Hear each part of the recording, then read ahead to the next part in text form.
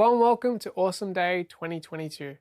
My name is Jack Romanos and I'll be your AWS technical trainer for this session. Introduction to AWS services, networking and security. So if you're new to AWS or just looking to learn more, you're in the right place. Jumping right in, let's talk about networking. At the heart of networking in AWS is Amazon Virtual Private Cloud, or VPC. VPC allows you to create your own private space within the AWS cloud. You can use VPC to logically separate or isolate your workloads. Whether you're isolating dev, test, prod environments, or separating different functions due to security concerns, VPC helps you to control the flow of your traffic.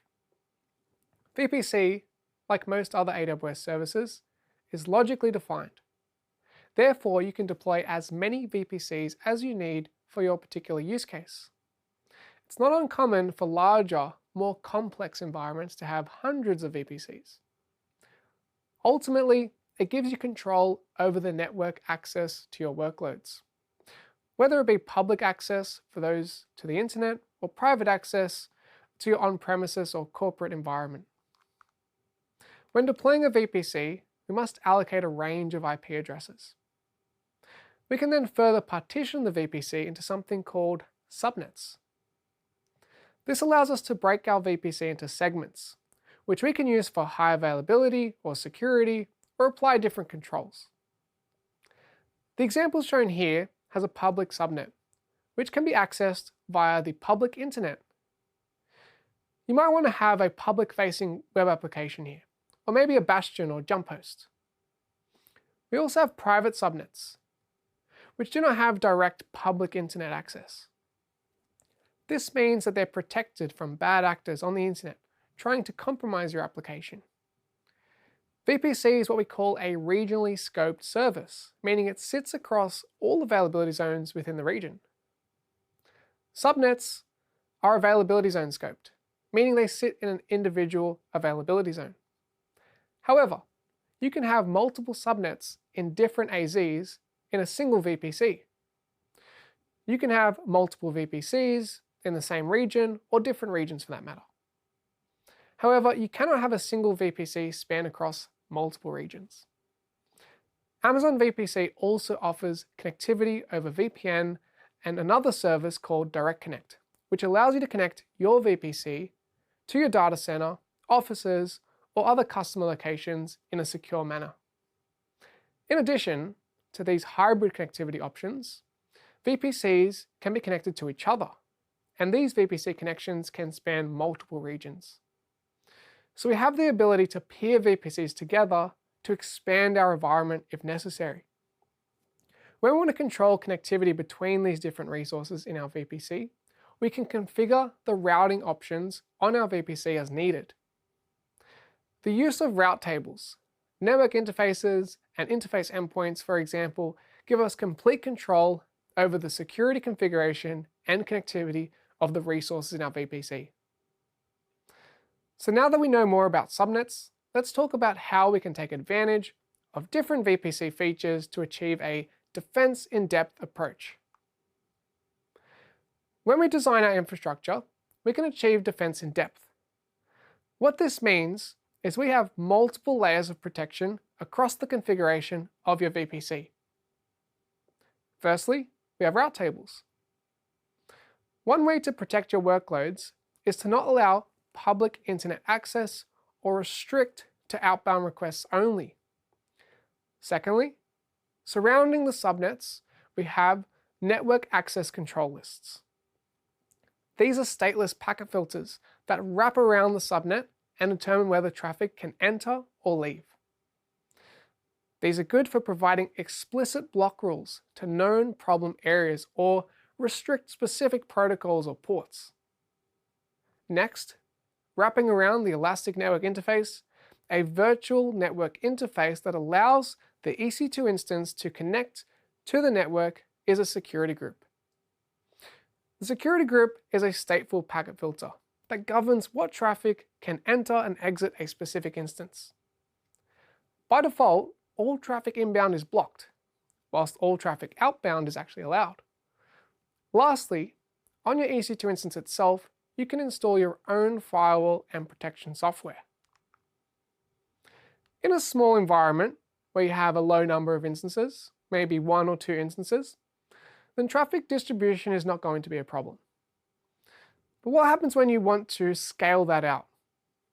Or have a dynamic scaling that changes depending on how much load is currently being produced? You need a more sophisticated load distribution method. Bring on the Elastic Load Balancing Service, ELB. Amazon ELB comes in multiple flavors. But key here is the application load balancer. That distributes traffic according to HTTP or HTTPS rules that you configure. Amazon Elastic Load Balancers are highly available and can be used to decouple application tiers. This means your web tier doesn't need to be aware of the changes to the app tier infrastructure. It also supports health checks. So if your instance behind the load balancer fail, or maybe your application stops responding, Elastic Load Balancer can actually determine that an instance has failed. It will then stop distributing traffic to that failed instance, resulting in a better experience for your customer. And then finally, we also get security features with the Elastic Load Balancer as well. We can utilize TLS termination on our Elastic Load Balancer to unburden our instances behind the scenes. Here we are again at the AWS Management Console. In this demonstration, we're going to showcase how we can distribute traffic across multiple instances using an Elastic Load Balancer. So firstly, we'll navigate back to the EC2 service. You'll see here that we have 2 running instances, instance A and instance B. We can access both of these instances directly using their public IP addresses in a web browser. They're both running a simple application, which shows their IP address in large writing so we can identify them after we create our load balancer. Our first step in this demonstration is to group these instances together by creating a target group. We'll give this target group a name and simply call it Instances Group. Then click Next.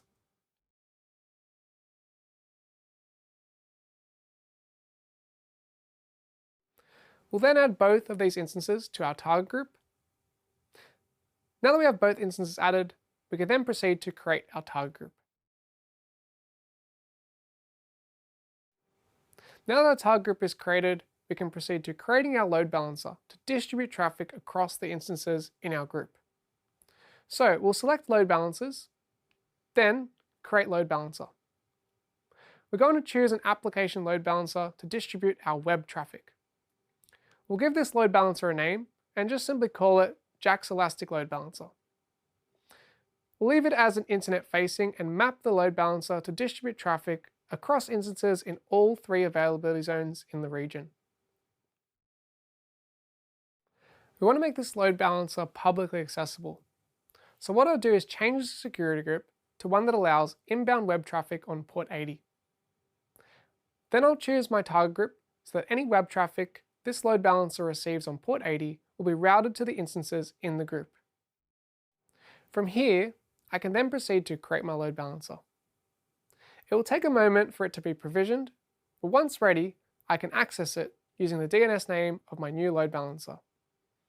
So while refreshing my browser using the same DNS name, my load balancer is performing a round robin to distribute traffic to each of those instances registered in my target group. The Elastic Load Balancer is regionally scoped. It gives us the ability to distribute incoming traffic to multiple instances or applications in that region. But what if we want to distribute traffic across different regions? Route 53 gives us the capability to do that on a global scale. Route 53 is highly available and scalable cloud DNS service. You can use it to register domain names, or configure different routing options which allow us to determine where traffic will go.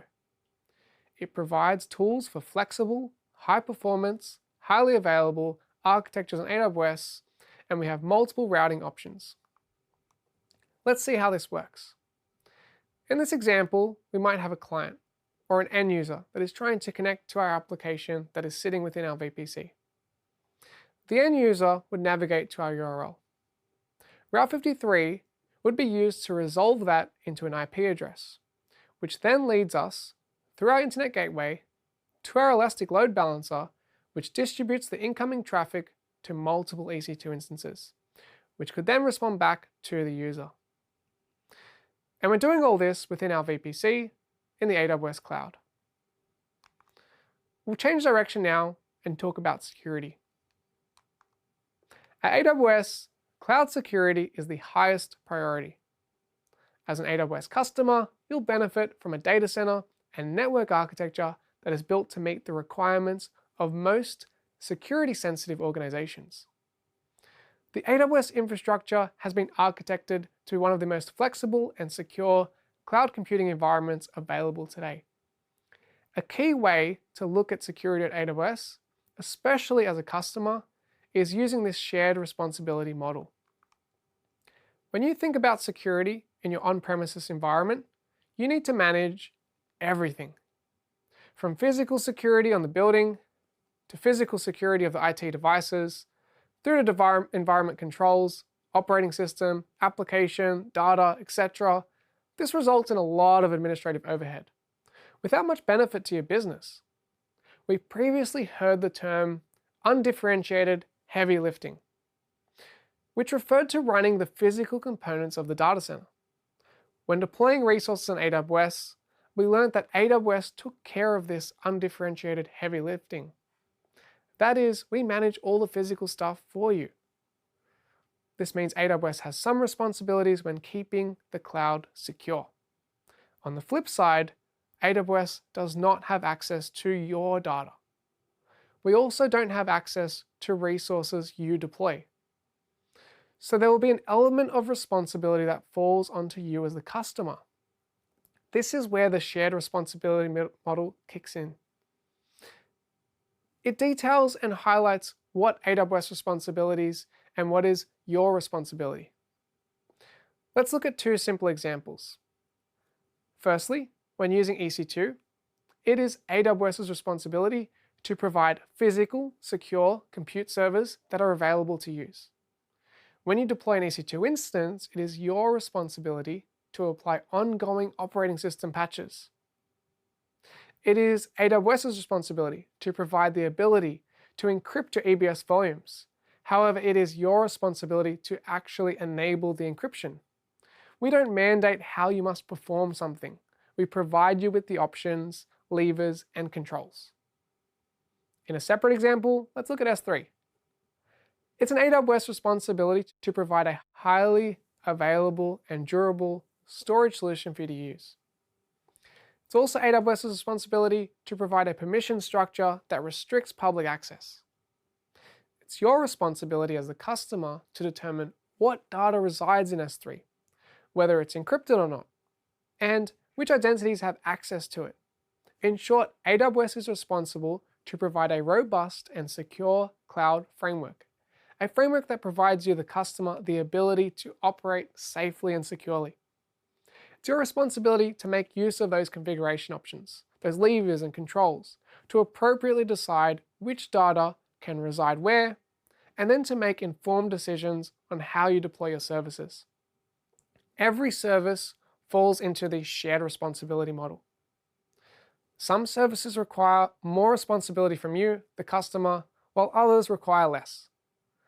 There are many services that can help you manage your security, from encryption to key management to web application firewalls and logging and monitoring, to name a few. We'll start with authentication and authorization.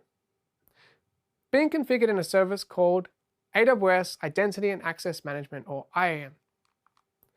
IAM gives you the ability to securely control access to your AWS resources. You can assign granular permission to users, groups, and roles.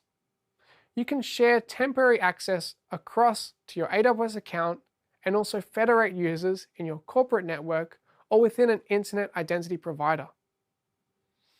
Let's look at some of the key components of IAM. The core components we'll talk about fall into two categories: identity and permissions. This allows you to decouple or separate the configuration of who or what can authenticate into a given system and then what they can do within that system. Users and roles are two forms of identity. A user is a permanent identity. You create it, and the credentials will stay until you choose to remove them. A role is a temporary identity, which can be assumed for a set period of time, at which point will automatically expire. A group is not an entity. Rather, it is a collection of users that make it easier to manage permissions. There are two ways a user can authenticate: via username and password into the management console, or via an access key and secret access key through the CLI or SDK. When you assume a role, you are granted a temporary set of access keys that have a defined expiry. Permissions are granted or restricted via the use of policies. A policy is a JSON formatted document that allows you to grant or deny actions or API calls to resources. These can be attached to users, groups, or roles. Roles are extremely powerful and allow you to create identity federation, where you can create a single sign-on experience for your users or even customers. So in this scenario, IAM could be used to grant employees and applications federated access to AWS Management Console and AWS Service APIs by using your existing identity system, such as Microsoft Active Directory or an LDAP identity store. You can use SAML-based identity management and even single sign-on for a great end-user experience. IAM also provides the ability to use multi-factor authentication as an additional security feature. We previously talked about S3 for object storage. S3 is an example of a service that can have a resource-based policy attached, in this case a bucket policy. Let's look at an example where you have to create a new bucket. The default access configuration blocks all access other than the owner. But maybe you want the ability to grant permissions to everyone, make it public. This is useful if you have content that you want to share publicly. Maybe images on your public website, or a new PDF brochure advertising the latest product you're selling. But what if you want to grant permission to specific users or services, or a set of users, roles, or services? Bucket policies, along with identity policies we have spoken about previously, allow granular control over who or what can access your resources and from where and when. Another way we can ensure the security of our data is to utilize various forms of encryption on objects in our bucket. S3 offers server-side encryption, known as SSE, on objects by either using a customer-provided encryption key, a key managed through the Key Management Service, KMS, or have S3 itself manage the encryption key. Using these forms of encryption enables S3 to encrypt your object when data is at rest. S3 also supports HTTPS protocol, which enables encryption in transit. AWS CloudTrail is an example of a service that we can use for security auditing in our AWS account. CloudTrail enables us to track identity activity and API usage in our accounts. We can continuously monitor activities and record API calls against multiple different services in our account. We can use this for compliance, auditing, security analysis, and also for troubleshooting purposes. We can also use this to record in case we need to backtrack and understand how access was granted. So CloudTrail gives us transparency in our account, and we can use that from a security standpoint. Additionally, storing the CloudTrail logs in S3 allows us to reduce the cost of storing that important log data, but also grants us the ability to use various querying tools, such as Amazon Athena, a serverless SQL querying tool. The last service I want to talk about in this session is AWS Trusted Advisor. Trusted Advisor is a tool that sits in the background of your account and provides guidance on how to improve your account across various pillars: security, performance, fault tolerance, and cost optimization, along with identifying any service limits you're approaching or have hit. Trusted Advisor bases its guidance on the well-architected framework, a series of best practices compiled by AWS to help build effective architectures. How does Trusted Advisor work? Let's look at cost optimization. Maybe you have a large EC2 instance, an M5 4x large for example, and it's been operating about 10% utilization for the last month. Trusted Advisor may look at this and say, well, you can reduce the size of this instance and meet the performance objectives, but it'll cost you less, so you can achieve some savings. On a separate note, maybe you have all of your EC2 instances in a single availability zone. If that availability zone were to have an issue, you could potentially lose your entire environment. So Trusted Advisor will give you a warning under the fault tolerance category, suggesting you could deploy your resources across multiple availability zones. There are many checks that Trusted Advisor performs, which are regularly refreshed to give you updates and changes in your account and environment are made. I hope you've enjoyed the session and found it interesting. AWS is a data-driven company, and I'd like to take this opportunity to ask you to complete a survey telling us what you thought of the module. This can help us shape and improve events and learning in the future. You can also reach out to us on the various social sites listed on the slide.